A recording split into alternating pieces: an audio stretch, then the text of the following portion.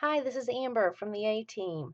I'm bringing to you today portions of our workshop that we did recently called Google Hodgepodge. And that workshop premise was we wanted to take little pieces of Google that are tips and tricks and shortcuts and little snippets that you may not hear in other workshops that we've given and kind of put them together all in one. So this is kind of a rapid fire Google highlight sort of session. So this is one of those things where we're just going to kind of come at you at every direction and give you some tips and tricks and access to some things that you might want to try with Google. So we're going to get started with looking at some settings and shortcuts.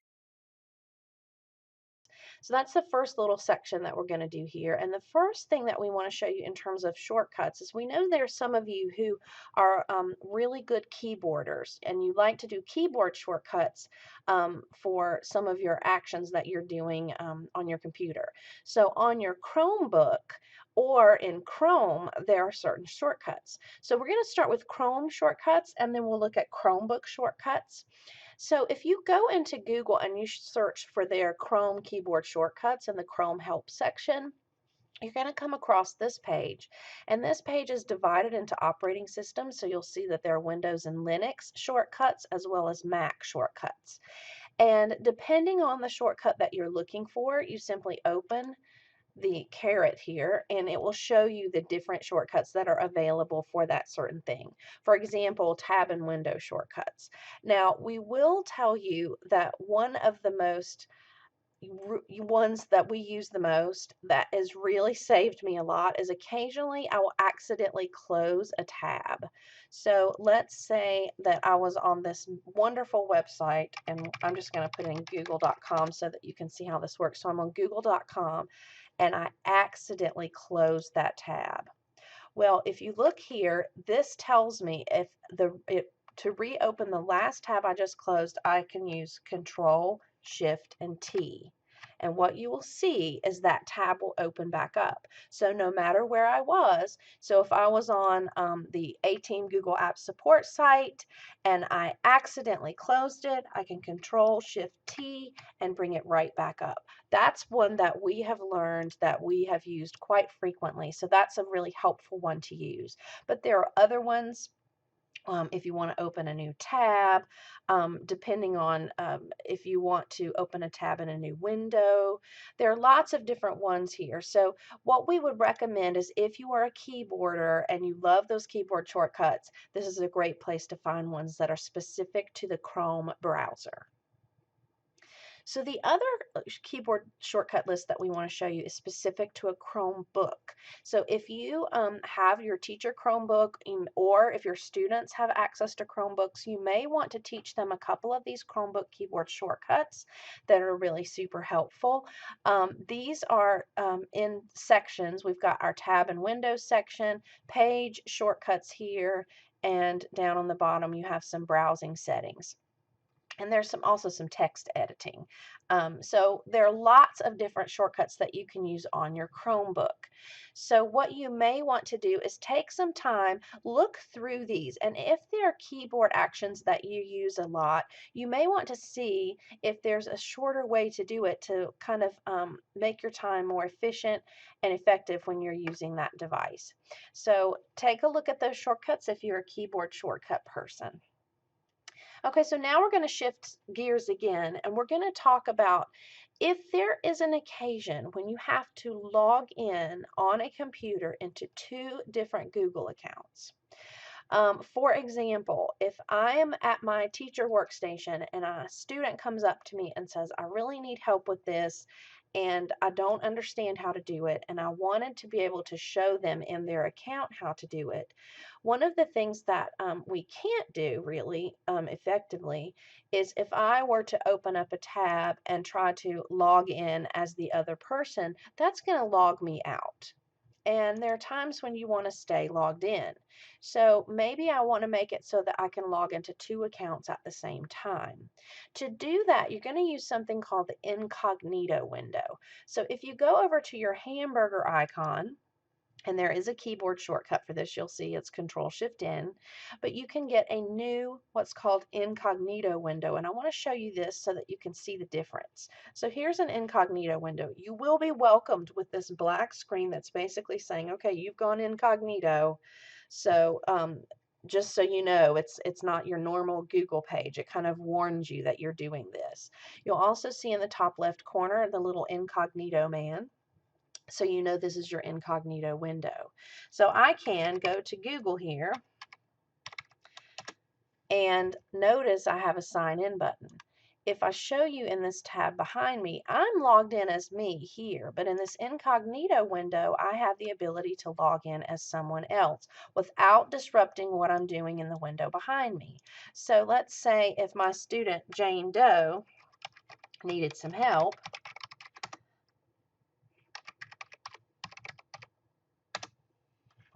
then you can see I am actually logged in as Amber here and as Jane here. So it didn't impact or log me out of the other window. But as soon as I finished with this incognito window, I can log out and I can close this window and I'm still okay here. Now that's probably not one that you're going to use a lot unless you either manage multiple Google accounts or you have to help someone when you're at your workstation. But we did want to show you that because there are those of you who have either another account that you manage or you need to be able to show people some things or help them with their accounts. And you are able to log in as long as you use that incognito window. Now I'm going to talk to you about something called add-ons. Now, add-ons are little pieces that you can add into Google Docs, Google Sheets, Google Slides. These are little tools that you can add actually into the browser, so to speak, of that document. So, for example, I have this German vocabulary assignment Google Doc open. And there are some things that I can add in here that will actually add some features to Google Docs. And again, you can do this in Google Slides and Google Sheets and other pieces of Google tools too. But at the top, you'll see that I have a tool called add-ons. And you'll see this at the top. And some of you may have not even paid attention to what it is because it's sort of hiding up there. So we're going to talk about some of the things that you may want to do. So here I am. I'm a student. I'm doing my German vocabulary assignment that my teacher has assigned me. So I'm doing my vocabulary here. So I'm going to put in my words. So here, I know horse is fed. And I get here to squirrel and I start typing and I realize I need a special character. I need a letter that doesn't exist in the English language. Now, there are keystrokes for this, but I want to show you what I can do with an add-on. So I'm going to go up to add-ons, and I've actually added this already, and I'll show you how to add them on later, but I do want to show you how to actually use the tool first. I have an add-on here called Easy Accents. So notice here it says Start Easy Accents. So I'm going to start that, and what you'll see is I get this tool over on the right that's going to help me do this. So I'm going to select the language I'm going to need some accents for, and I know that I need German ones because I'm doing my German assignment. And I know that I need this O that has the umlaut over it, and that's not readily available to me while I'm typing on my keyboard. So if I have my cursor here and I click here, you'll notice it puts it right in the document for me. So then I can continue typing my word. And so this enabled me to be able to put the accents on the word by just using this little tool. And when I'm finished, I can close it. So it's a little piece that kind of added it into that document. So that's just an easy accent add-on. Now I'm going to show you another one, an add-on, and we're going to actually go through the process of adding it into your tools and then using it. So I'm making this document, and I've used a resource to help me complete my activity, and I want to make sure that I cite this resource. So I need to make sure that I use a citation resource engine. So I'm going to go to add-ons and I don't have it yet. So I'm going to go to get add-ons. And this is something that I would recommend that you do. So you can see there are lots of different types of add-ons that you can put into Google Docs. Now I will say as a caution, add ones in that you use regularly. Don't add a bunch in just to have them there because it does kind of take up a little time loading the more you put in. But actually, I don't have to search for it because it's right here. But if you wanted to search for one, you just type in your search and it will bring up whatever it is you're looking for. Now, EasyBib was the first one because it is one of the more popular ones. But I'm going to go ahead and I'm going to come over here and you'll notice if it's free, it's going to say it's free. And this plus symbol tells me I can add it in. So I'm going to click the plus sign. You'll notice it's asking me for permission. Now, generally speaking, most of these are only asking for information that they can get to in order to work. So you can read this if you want to. If you get nervous about it, you can also call us and we can kind of let you know if that's a reputable add-on or not. This one, EasyBib, I know is, so I'm going to click allow. And once I click allow, it's going to install it. And now it tells me it's here, it's ready to go. So when I'm ready to use it, I'm going to close this little box here. When I'm ready to use it, I go up to add-ons, and now there's EasyBib. So I'm going to open up EasyBib so that I can start using it. And what it's asking me to do is to go over and look for any titles, ISBN numbers, or keywords so I can find the book, the journal, or the website so that I can cite it. Well, this one is a book, and it was a German vocabulary book that I used. So I'm going to do a search and see if it comes up, and here it is. It was this one by Edward Schwick. So I'm going to select this one. And what you'll notice is it puts it in this list. Now, I did neglect to tell you that there are also these styles that you can choose from, whether you need MLA, APA, Chicago, or any other number of styles. I'm going to continue to leave mine on MLA, and all mine are on MLA. So if I want this one to go over, I'm going to get rid of these other ones I did earlier. So here's my German vocabulary, and when I click add, what this does is it puts it into my document, and look, it even titled it Works Cited for me. So a lot of people see this and they think, oh, it's a cop-out. You're not learning how to cite it. Well, what it does for me is it is going to do it for me in the format that it should be in, because if your lesson is to teach students how to specifically use MLA style, yes, don't use this tool. But if the point of your lesson is to ensure that students understand how important it is to cite anything that they use in their materials, this is great because it's in the format it needs to be in. It enables them to keep going with their research, and they can collect any, you keep adding things here, and then it will add it to their bibliography when they're done. So here's my works cited, and I can even insert a page break if I wanted that on a separate page. So that's just a super amazing tool. Again, you can search by ISBN number. You can look for different types of resources as well. Besides books. So that's EasyBib. So that's definitely one that you'll want to make sure that you use. So the focus of this again was add-ons. Again, there are lots of different add-ons. You can go to get add-ons to add new ones.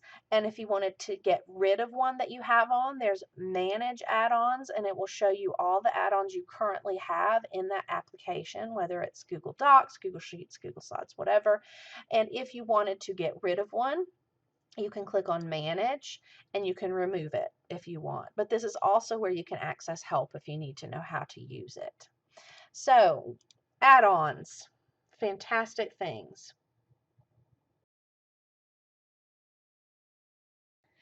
Okay, now we're going to move from add-ons to something called extensions. And extensions are little applications that are actually installed in the Chrome browser.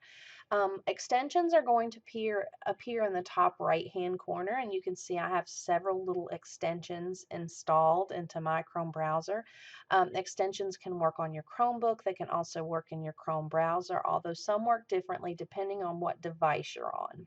The extensions that we're going to go over with you, we're going to go over on the Chromebook because they work much better when you're logged into Chrome.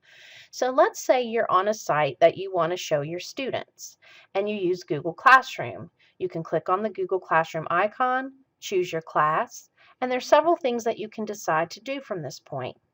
You can push that website to your students. You can create an assignment, ask a question, or make an announcement using that link. So if I wanted to push the Smithsonian webpage to my students who are currently in the class, I can actually push that site.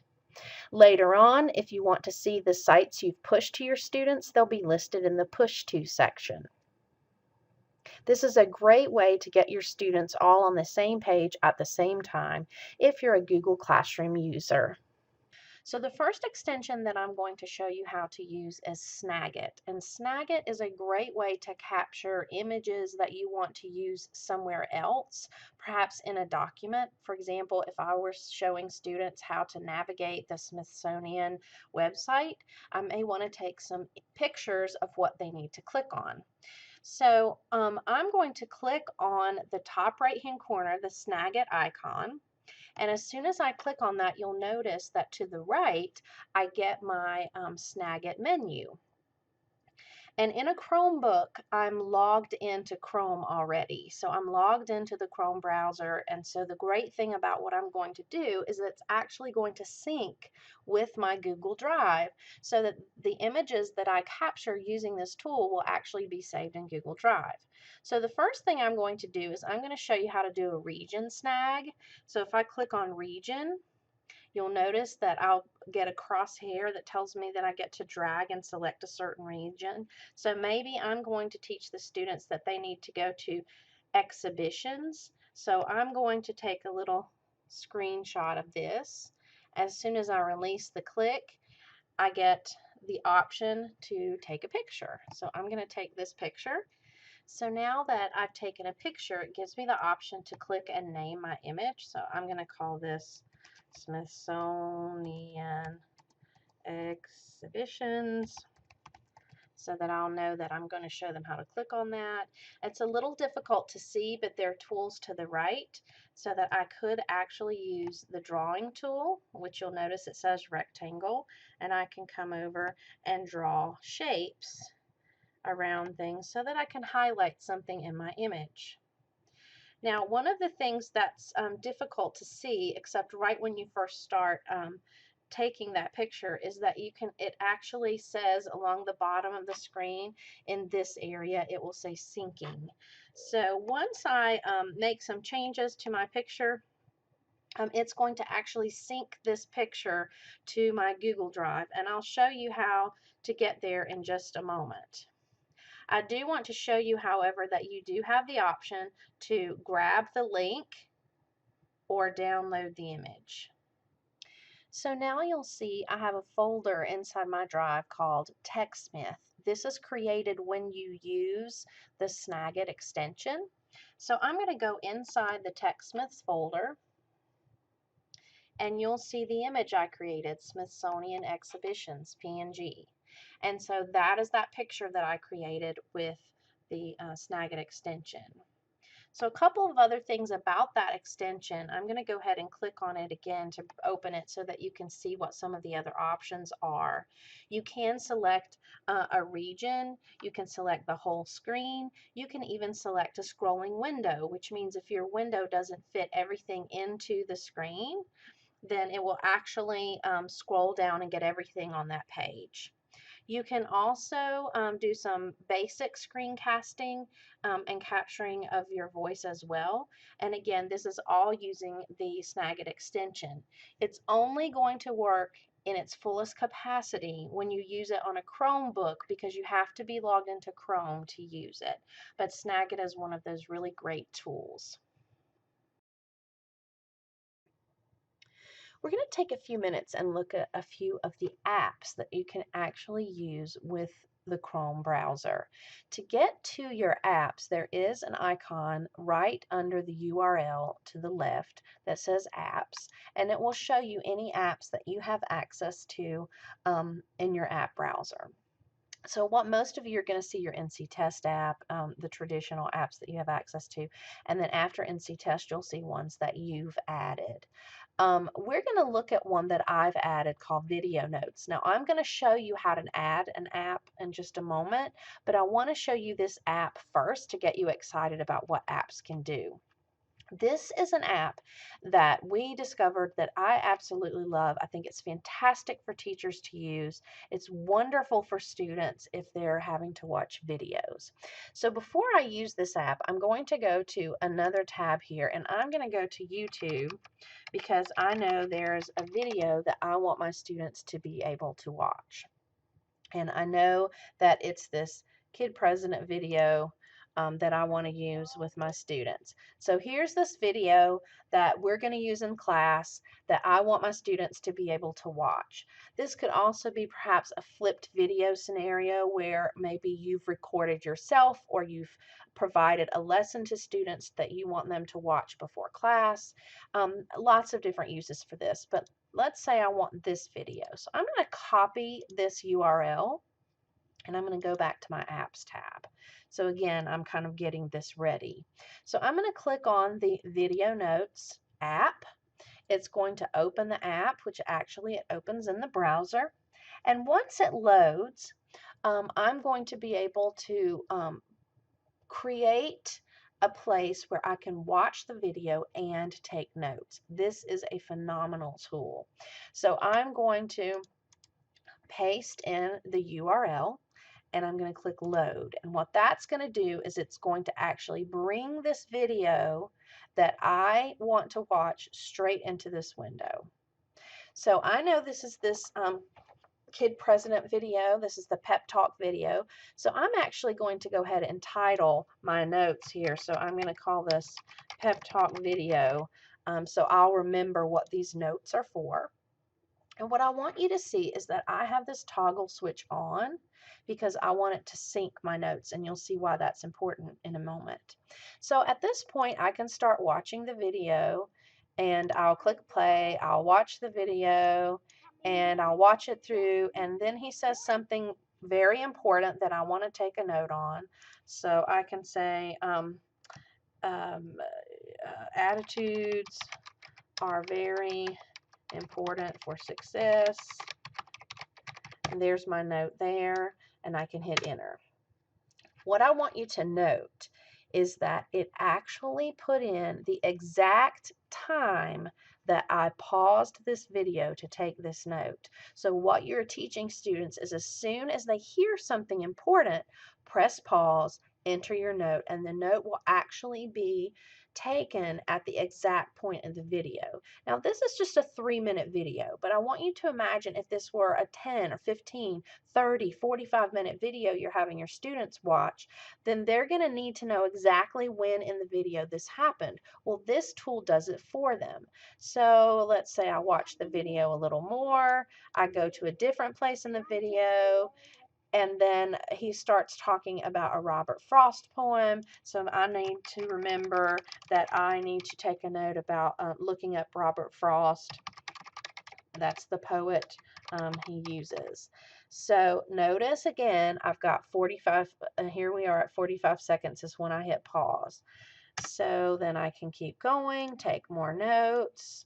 I go over here to this portion, and then maybe I need to remember that he loves to play football. These are actually terrible notes for this video, but I wanted to show you how this works. And then when I'm finished, I've got all my notes, and they're actually associated with the timestamp of where I took the note.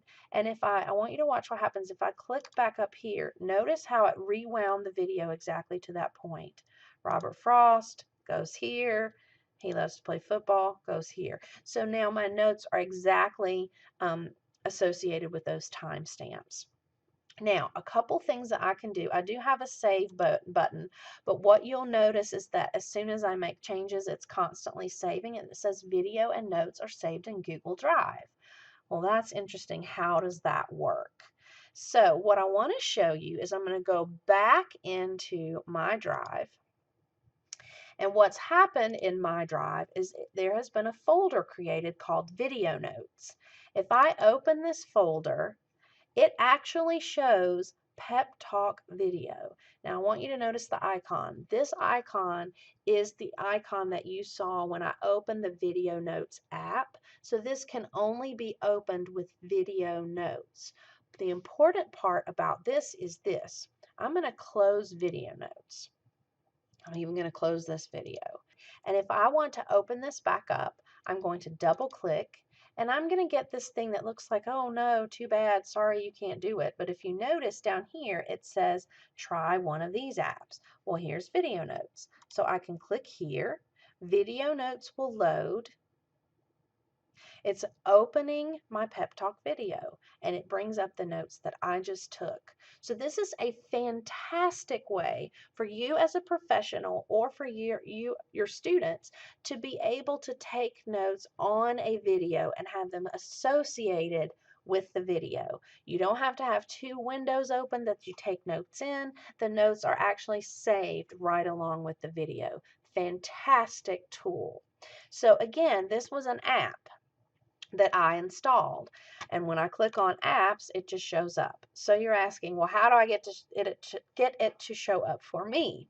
So what you're going to do is actually go to the Chrome Web Store. And if you click on apps, there is a link to the web store here, but you can also just Google Chrome Web Store and click on the web store. Now what happens is it opens this and you're going to see there are lots of things, lots of games, lots of all sorts of things. But there's apps, games, extensions, and themes. And this is where you can also get those extensions that we talked about earlier. But I know this is called Video Notes, Video Not.es. I know it has an interesting name. And here's Video Notes. Now you'll notice this one's already added. It has the added banner across the top. But you'll notice there are also others that say Add to Chrome. If I click on this one, so I can click on Add to Chrome. This is an equation editor I'm adding, but I just want you to see how this works. I click Add App, and now it says it's added. Well, where did it go? Well, what it does is it goes into this apps window. So now when I go to apps, I have my text equation editor and my video notes. So this is how you get apps there. So again, this is apps. So we've talked about extensions that go at the top. We've talked about adding apps. So these are great things that you can put into Google Chrome, you can put into your Chromebook to be able to do even more with Google. Okay, so Google has now become a verb. When you Google something, you're searching for something. So the word Google is now synonymous with searching. The problem is there are very many of us who don't really have the skills to do effective and efficient searching. So we're going to look at a couple tools that will help you and it will also help your students be able to search more effectively. One of the things that is very important to remember is that there are some tips of things that you can do while you are searching. So if I go into Google to do a search, and let's say I am searching Mustangs, but I'm searching the Mustangs that are horses and not cars. So I can put in the word Mustang. Then I can put a subtraction symbol. That means not this kind. I don't want the car. I don't want the automobile, if that's a word that we are looking for. I don't want the sports car. I don't want Ford. I don't want car, automobile, sports car, Ford. I only want Mustangs that are not cars, automobiles, sports cars, or Fords. So when I hit enter, then what I'm going to get down here is I got a movie, I got public schools. Well, I'm still not getting horses. So maybe I'm going to take out the word movie. So let's see what happens now when I take out the word movie. And you know what? I see schools, so I really don't want schools that have Mustangs as their, so breeds of livestock. So now I'm getting horses. So when I go to breeds of livestock, now I can get some resources on actual Mustang horses. So those kind of search tools will help you know what to do. If you put that subtraction symbol in there, that means don't include this term. There are also some other things that you can do.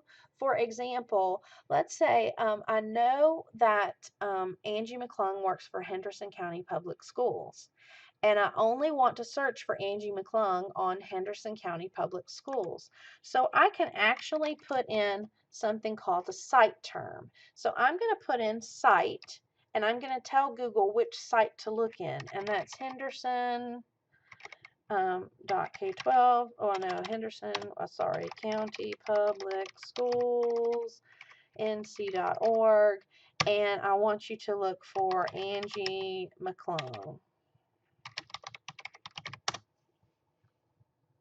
So now it's only searching, notice down in the terms, Henderson County, Henderson County, Henderson County, Henderson County. So it didn't look for Angie McClung in other places. It only looked in this site. So if you are looking for something in a particular site, you can actually put site : put the site, and then put the term that you're looking for. So now you'll see I came and found Angie McClung, and here she is. So you can use the term site. That's a super helpful one. So if you're having your students look for certain pieces of information. Now, the Google search bar does several other things. It used to just come up with a list of things that you're looking for, but Google has really advanced the features that it offers you when you do a search. If you actually say something like roll a die, Google not only looks for things for you, like these things down here, but it also offers you an actual online virtual tool. It gives me a die, a 6-sided die, and it gives me the ability to roll it. So if I'm doing an activity in my class where we're talking about probability, I can actually have them open up the browser, we're rolling the die, and we're getting a randomized roll.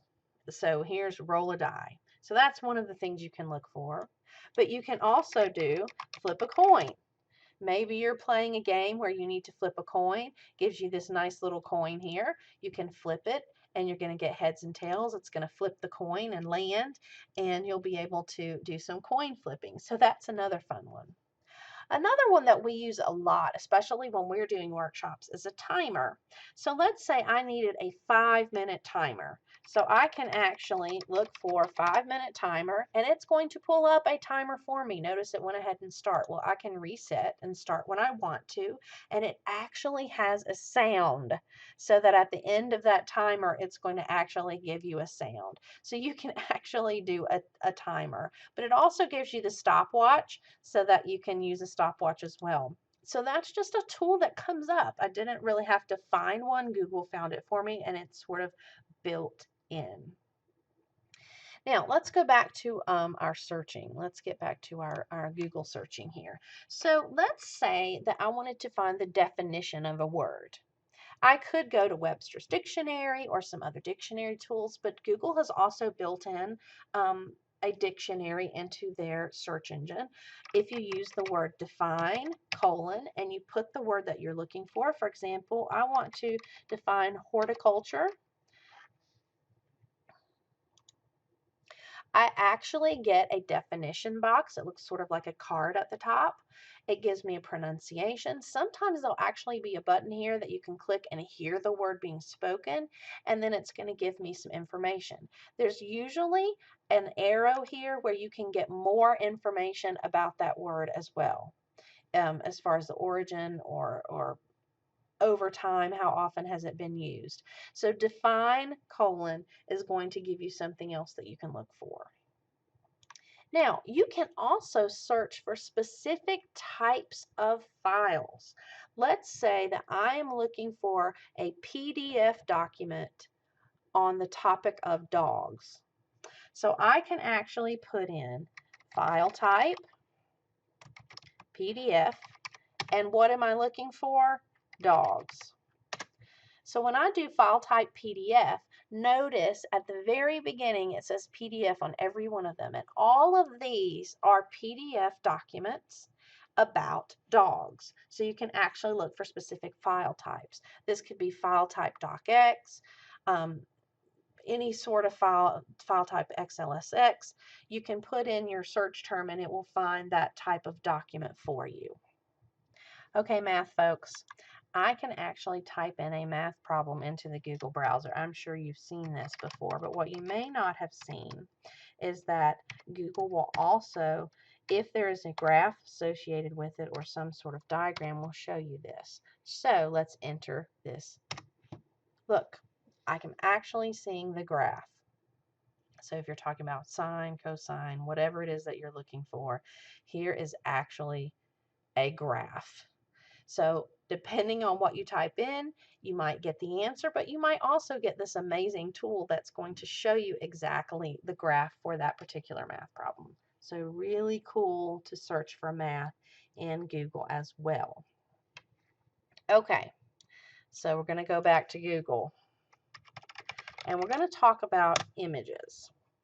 So for a long time, we have said, don't just send your kids to Google to look for a picture. Just because you can find pictures on Google doesn't mean that they're readily available to use for whatever purpose you desire.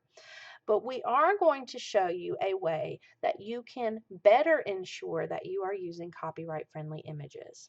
So over in your Google window, there is a link to images. So I'm going to go ahead and click on images. You'll notice under the word Google, you see the word images.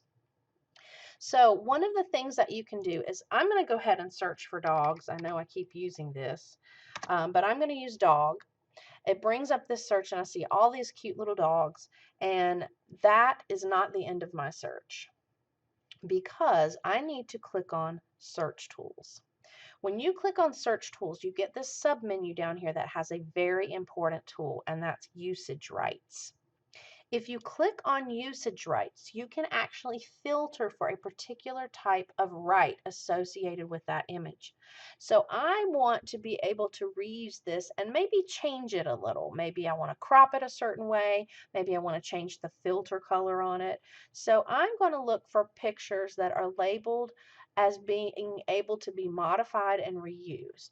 So I want you to see what happens to this list of pictures when I choose that filter. The picture changes rather. So I've got now a list of pictures that are labeled for reuse with modification. So these are more likely to be able to be copyright friendly. That is super important to do. Teach your students how to do this so they are not just taking pictures out of Google Images and throwing them in presentations and documents and so forth.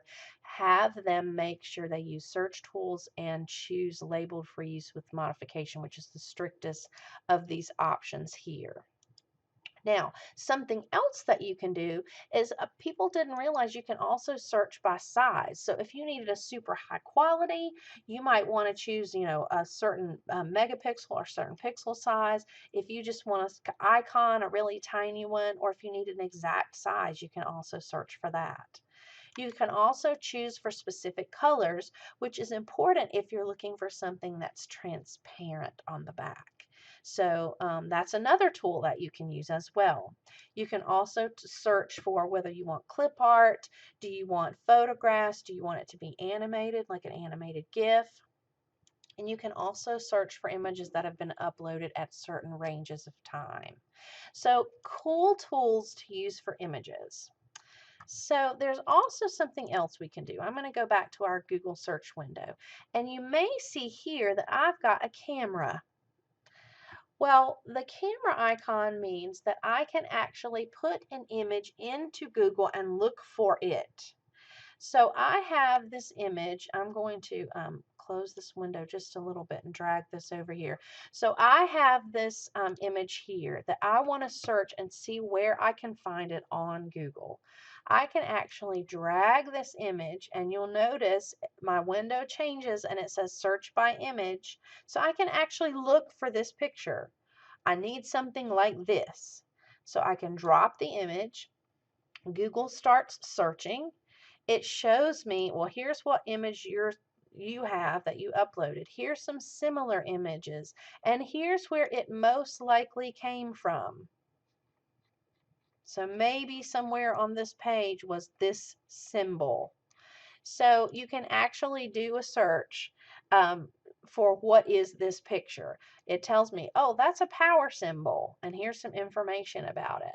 So this might be a picture of the Eiffel Tower, and it will try to find a picture for me. So if I find this other picture, I'm going to go ahead and close this and go back to search by picture. I'm going to pull up this picture, and we'll let it search for that picture and see what it says that this is. And this is, oh, this looks like it's the Disney nature chimpanzee image. And here are some images, and it's even telling me exactly where this picture came from, that it actually came from a movie about chimpanzees. So you can actually use, if you're not sure about your pictures or where they came from, you can actually drag them into the browser and find where those pictures came from.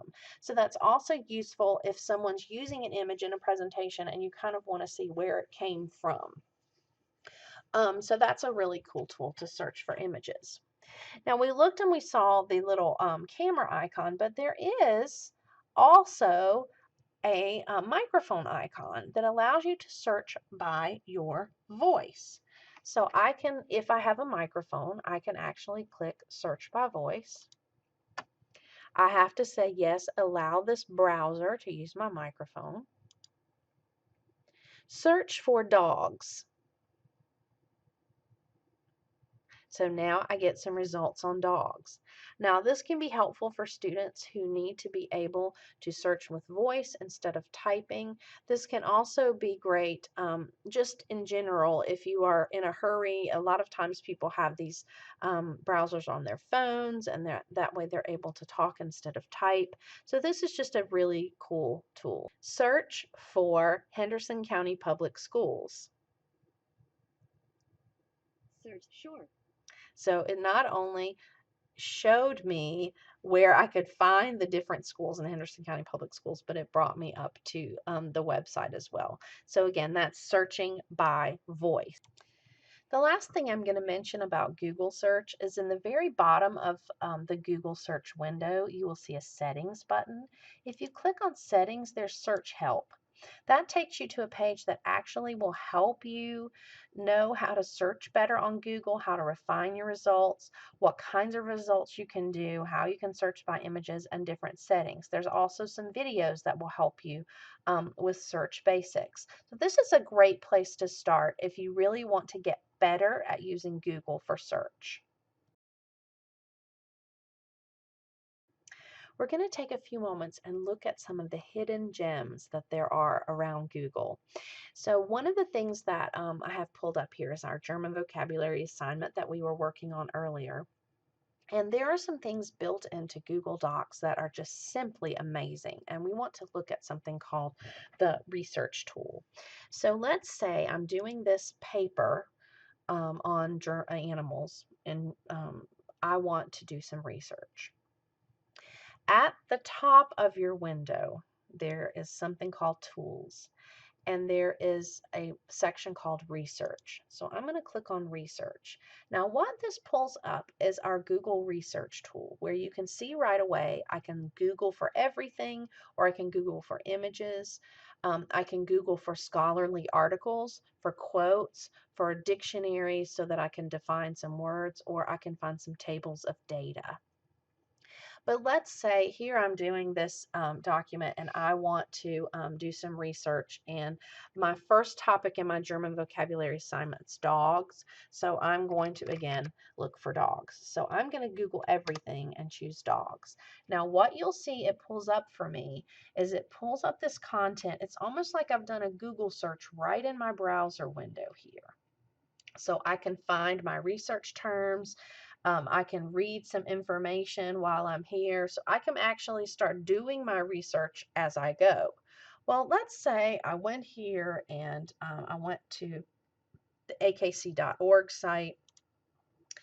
opens in another window. I did some research on dog breeds and learned a lot from this AKC site. And I went back to my German vocabulary assignment page, and now I'm going to write up some of the things that I learned from my research. So after I've written up what it is that I've done from my research, I want to make sure and cite this information.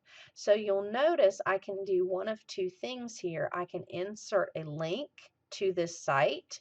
Notice it automatically puts in that exact website. So I can, say I went to the dog breeds website, and here we go, and I'm learning all these different things, and here's what I learned.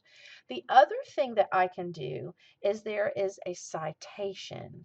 So I can actually cite this. Notice how it put a little one here, but what it also did is it went down to the bottom of my page and actually put a citation at the bottom of my page for what I used. So you can see how this tool starts to build, makes you be able to cite more easily, and then gives me some options for doing research as well as citing the research as I go. Same thing for images. Let's say that I wrote, about the dogs, and then I had this picture that I wanted to be sure that I put into my document. So I researched about different breeds of dogs. So this one has lots of different breeds. Notice when you hover, you get a larger view of that picture. So I can click on that picture, take a look at it. That's the dog. That's the picture that I want. So I can actually drag and drop this image into my document. When I do so, notice I get a little 2 here, and it is also cited exactly the picture link. So as you start to add content to your document, and you are, putting all kinds of things into your paper here, as you bring things over from your Google search tool into your document, you are getting citations. So there's my third one, and it's going in the bottom. So it's constantly citing things as I use them. But again, you don't just have to get things like random search things and random pictures. You can also find quotes or scholarly articles. So if I want some scholarly article resources about dogs, here are some things that I get from Google Scholar. Perhaps I also want to look for quotes about dogs. Then I'm going to get some quotes in history about dogs. And this, let's say this is a great quote from Alexander Pope about dogs. So I want to come here and I want to insert this quote into my paper. So I inserted it, it put it in quotations for me, and it also cited it at the bottom of my page. So you can see how a tool like Google's research tool can help you start to learn how to cite things properly. It can also give you a way to do your research kind of in conjunction with your document. So as you're looking for content, you can preview it, you can read it, you can write about it, but you can also keep it right there handy so that you can cite it as you go. So again, that's Google Docs Research Tool. The next thing that we want to look at is Legos and building with Chrome. There's a great tool called it's buildwithchrome.com that allows you to actually use Legos and build in the Chrome browser, which is a cool thing if you're talking about structure, or you're wanting kids to have some creative time, or if you're actually talking about building things and talking about the strategies of engineering. So once you come to the build site, there's start building. So I'm going to click on start building, and I'm going to click on this button that says start building, and it brings me up to this. I can either sign in or I can build. So I'm just going to build. And I've got all sorts of different blocks over here. I can actually change their colors. I can choose my blocks, and I can come over and actually put them onto the board so that I can build things. I can even turn them around, rotate them different ways. So I can start actually building things in the browser. So there's extras that, maybe I need a window or whatever. So I can actually start building um, with Chrome. And so this is a really cool tool that you can use to get creative and use Lego bricks in the Chrome browser. Just a little special extra we wanted to show you. Another thing that's available to you in Google Docs is the ability to now type using your voice, which is super helpful if you have students who need that extra support, or if you just would prefer to dictate your information. If you go into the Tools section of Google Docs, you'll see voice typing, which you can also access using the keystroke Control Shift S. But there's the click to speak button. So as soon as you're ready, you can click to speak, and it will actually start listening to your voice and typing. So I'm going to try that so that you can see that now. I'm going to have to click allow. Hello, period. My name is Amber, period. So you can see how I was able to dictate where I wanted the periods and that type of thing. So we can continue. This is a great tool that I will use very often, period. So you can see how by speaking I've been able to type. So again, that's Google's voice typing tool and is available to you in Google Docs. While we're in this document, another thing that I can do is insert mathematical equations. So if you're a math teacher and you're typing up an assignment for students, or if you're a student and you're typing up an equation that you want to be sure to type correctly, you can use the Insert Equation tool. With that tool, you get this extra bar across the top that allows you to put in your Greek letters, operational information, any kind of relationship symbol, math operation symbol, or arrows. So you can start typing in by clicking the arrow. You can find what it is that you're looking for, click that. So if I wanted to do, 12 divided by 3, and if I needed to use equals or whatever, I can get my mathematical operations. Of course, there's also just simply the equal symbol that I can use on my keyboard. So if there are things that you're not able to use because they're not available to you, you can actually find them in this equation editor. And again, you just do insert equation and you get this toolbar, which you can close with the X as soon as you're finished. Okay, I'm going to show you Angie's new obsession, and it's Google's Smarty Pins. And Smarty Pins is a fantastic game-based way to study geography and deduction skills. It's at smartypins.withgoogle.com. What you do is you start a new game. You can actually also select categories. And if you look at the categories, it's not just appearing to be about geography, but there's entertainment questions, arts and culture questions, and they've added March Madness here. So if you're looking for history, you can also do that. So you can choose your category. So I'm going to choose this, and it's giving me my directions. Basically, what you're doing is you're trying to guess the answer to the question, and the answer is a location. You're given a certain set of miles, and as close as you become, you subtract fewer miles. So the point is to end up with the most miles as possible. So you're trying to guess before you run out of miles. You submit your answers and you drop a pin on the map. You lose miles if you put the pin in an incorrect spot, but you gain miles if you're thinking quickly. So it kind of encourages you not to go into another tab and Google the answer, and you get trophies. And you can also do some challenges and that kind of thing. So once you click go, what's going to happen is a map will appear and you'll get your question. So home of Fashion Week, the Louvre, and wherever. Well, let's see, the Louvre is in Paris, so I'm going to drop my pin, and it says my pin dropped was at Paris.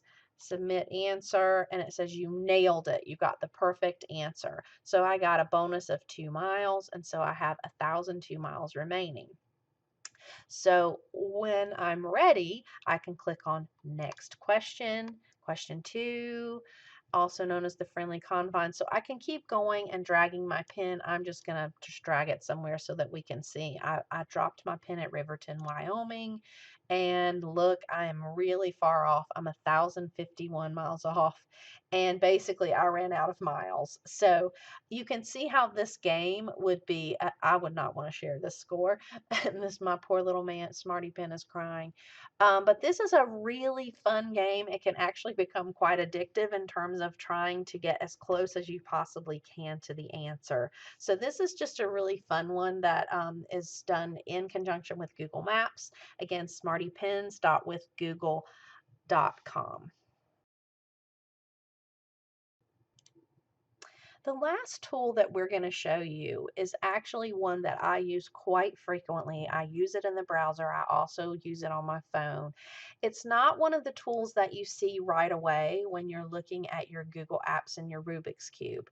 It's one that you can go to More and search for, or you can actually just go to keep.google.com. Google Keep is something that allows you to sort of do sticky note notes. It's something that you can do independently, but it's also something you can do collaboratively or you can share with others. So you'll notice at the top where it says take a note. So I'm going to say that I need to remember to do something. So I need to remember this is my grocery list. Whoops. And I need to get milk, eggs, and butter at the grocery store. And these are things I need to remember. It also allows me to do check boxes. So I'm going to want to check these off when I'm done.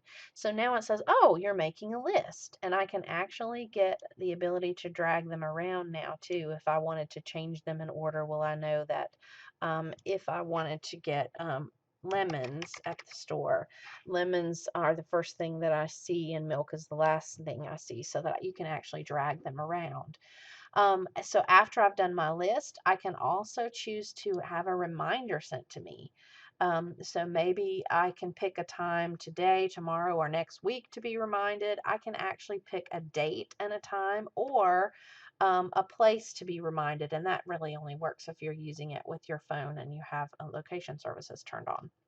But this particular note becomes a list. It's also something I can share. So if I need to share this with Angie because she could go too, and I want her to be able to help me in case I've forgotten something on our list, I can actually share this with her. So I'm going to go ahead and share this with, I'm in as Jane. So I'm going to share this with Amber.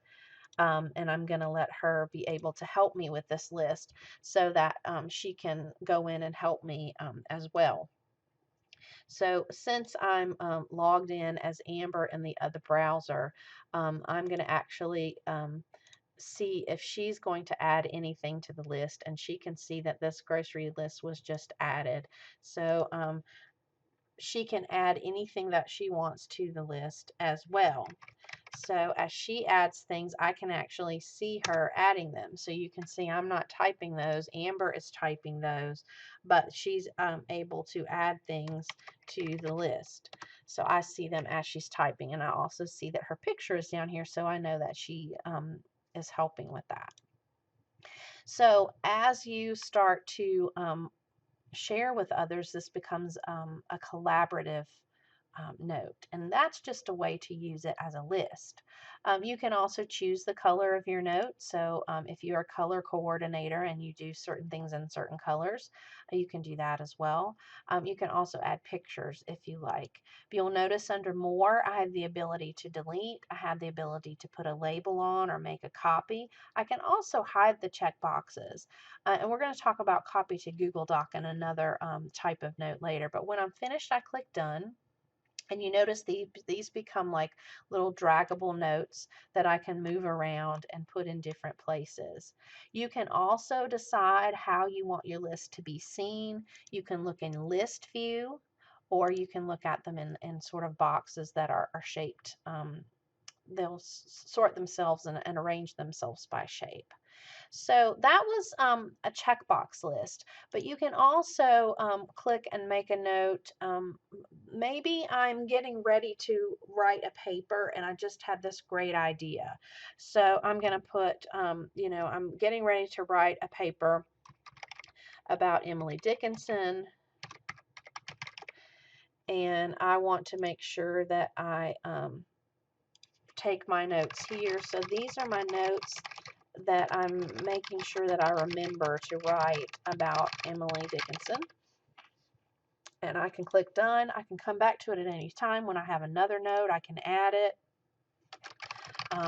If I have a picture that I wanted to put in there, I can find my picture. Now, this is not Emily Dickinson, but we're just going to imagine for a minute that it is. So here's my picture associated with this that I wanted to have in my paper. So, here's this picture that I have of her, and here's all my notes. So this becomes kind of like a planning thing. So now I have this little planning document that I can keep coming back to and adding ideas, adding thoughts, sharing it with others if I need to, and that sort of thing. And again, I can drag these and put these in whatever way that I want. Now, let's say that this note is actually going to turn into a document. This is where I started taking my notes in my research, but now I want to turn this into my paper. So I can actually come here and say copy to Google Doc. And I want you to see what happens, because now I'm getting this information that I'm copying it to a Google Doc, and it says, okay, open your doc. And I want you to see this. It's titled it with the title of my note, but it's also put the image in just like I had it. Now I can size it and do whatever I want to it. But now here are my notes in this Google Doc that I can now turn into a paper and turn it into my teacher if I wanted to. So what we have are a lot of teachers who are using Google Keep as a place to start the writing process.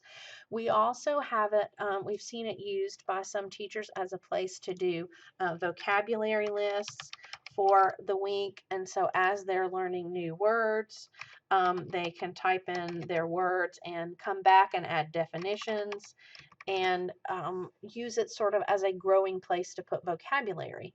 So great places to put things. And as you are adding things, again, I have the ability to share it with someone if I need to, or remind myself of something. Don't forget to go to the grocery store tomorrow, and then I'm going to get an email that says you need to do this. So notes is a fantastic way of keeping quick pieces of information in one place that's easy to share. Keep it private if you want. Categorize and do different things too. And you can also eventually turn it into a document if you needed to for whatever purpose. The other thing that I want to show you is categories. You do have the ability to categorize something. So let's say this is going to be my vocabulary list for week 1, but I'm also going to have one for week 2, week 3. And as I'm using this, I've got appointments in here, to-do lists and grocery lists. I want to be able to just pull up just my vocabulary. So I'm going to go ahead and show you how this works.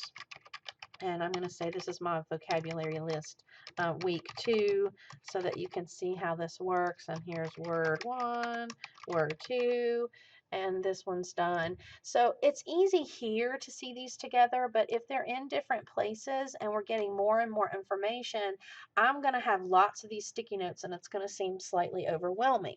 So one of the other things that you can do is add a label. So I'm going to label this vocab. So I know this is my vocab. So I'm going to create vocab. So I've labeled it vocab. I'm going to go over here and I'm actually going to label this with vocab as well. Okay, and done. So now I've labeled both of these vocab. So let's say I only want to see the vocabulary. So I can go up to my hamburger item here and I can choose just labels, and now I'm only seeing my vocab list. So this is a great way of organizing the notes that you take so that you can actually be able to see all your notes in one place by clicking on notes. You can see your reminders by clicking on reminders. Now we don't have any reminders set right now, or I can see them according to the labels. So this is a great way of organizing your notes. Now, I would encourage you to play with this, use it, show your students how to use it. Some students react to this very well. It's kind of the virtual sticky note. As long as they learn to title them appropriately and use labels when needed, it can be a way to really stay organized, whether it's putting up your homework list for the day, a vocabulary list, or using it as a place to springboard some ideas for a paper. So you can kind of see that this can become a really great tool. Now, I will show you that once you're in an app, and you may not have known this, but because it wasn't in my app list and I had to know to go to keep.google.com, when you're on an app that's not in your list, if you open your Rubik's Cube when in that app, sometimes you will get this add a shortcut. So now if I click add a shortcut, it actually puts it in my Rubik's Cube from now on. So I don't have to remember to go to keep.google.com when I go to my Rubik's Cube and go to my list of apps. Keep is here. So now it's going to be there forever. So if you go to an app that's not in your Rubik's Cube, click on your Rubik's Cube and see if you have the option to add it as a shortcut. So now when I click there, it doesn't say add as a shortcut because it's already there. So that's Google Keep. I know we've thrown lots of information at you, and we told you this was sort of um, a whirlwind of information about Google, some tips, some tricks, some things that are hidden that you may not have known about. So we hope that you've gotten some information that at least, and have at least learned one thing that you can take back and use, because Google is amazing and there are lots and lots of things that we continue to learn every day. So enjoy and keep Googling.